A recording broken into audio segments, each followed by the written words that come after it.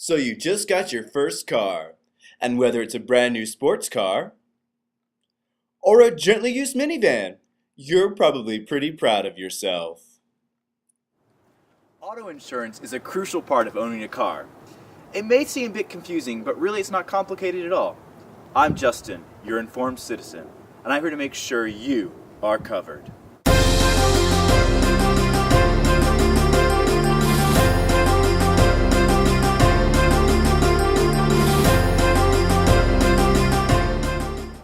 If you own and drive a car, the law says you have to have some form of auto insurance.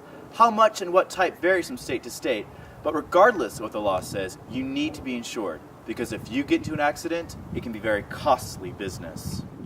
What exactly does auto insurance cover? Well, lots of things, from vehicles to property to physical bodies. There are 6 types of coverages, some that are required and some that are optional.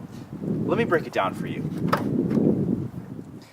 If you injure someone in an auto accident, not only will you feel really bad about it, but you'll also be responsible for paying for their medical bills.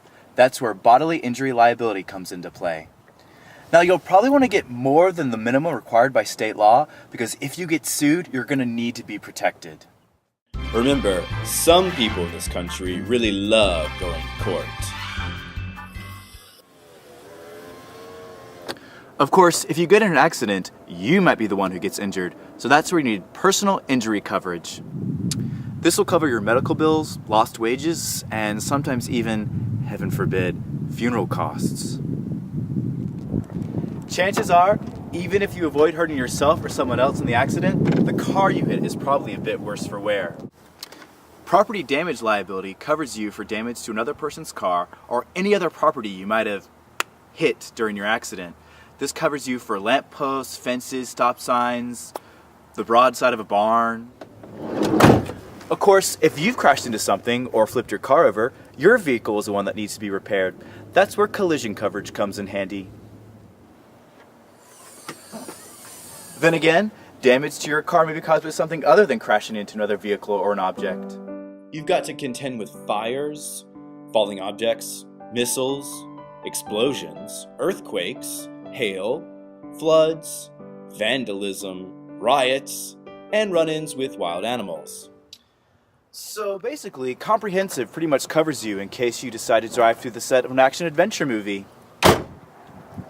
The final type of coverage is for people who won't see this video and are foolish enough to drive either with not enough insurance or with no insurance at all. With uninsured and underinsured motorist coverage, you're protected in case the person who hits your car can't pay for damages or it's a hit-and-run accident. Alright, that's all of them. I bet some of you had no idea there are so many types of coverages for your car. It's important to understand each of these so you can decide what coverages you need to best protect yourself. But don't try to sneak by with as little insurance as possible. At the very least, you should have a minimum of $100,000 of bodily injury protection per person and $300,000 of protection per accident. Oftentimes, accidents cost far more than the minimum required by most states. And remember, there are a lot of auto insurance companies out there, so do your research and find out who can give you the best deal and who has a good record of dealing with customers. Never choose on price alone. You need to make sure the company is financially stable and deals well with their customers. One of the best ways to protect yourself from getting involved in an accident is to make sure you're not distracted while driving. Recently, cell phone use, and especially texting, has become one of the greatest causes of accidents. Use some common sense, put the phone down, and drive. Alright, I think you're ready to hit the road. To learn more about auto insurance, check out the Insurance Information Institute's website at www.iii.org. Take care and drive safe.